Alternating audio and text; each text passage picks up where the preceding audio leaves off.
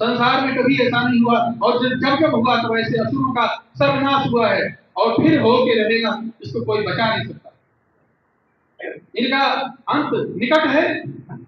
और ये सारे यूजीसी, अरे आप कानून देखो कैसे कानून आ रहे हैं। आईपीसी चल रही थी, सब वकीलों को रटी थी आईपीसी धाराएं, सारे जज जानते थे कौन धाराओं क्या है।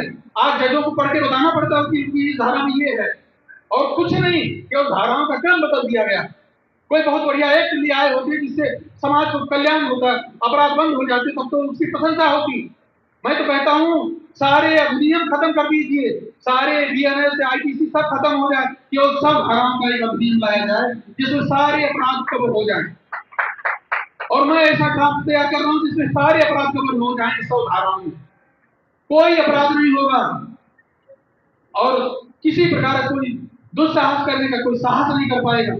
सारे जितने अपराध हैं सब उसी 100 धाराओं में कंप्लीट हो जाएंगे और कोई अपराधी छूट नहीं पाएगा। ऐसा प्रोसीजर कोड लाया जाएगा, ऐसा एविडेंस एक्ट लाया जाएगा।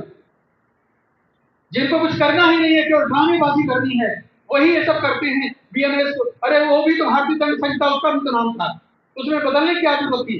क्या बदला है आपने? सब तो वैसा ही वैसा है।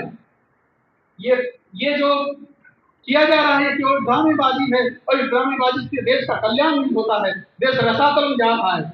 चाबहार बंदरगाह में आप हजारों करोड़ लगा दिए, उससे भारत को क्या मिला? अमेरिका ने कह दिया आप फूट लिए, और वो भी चलते चलते आपने जितना पेमेंट करना था सब कर दिए।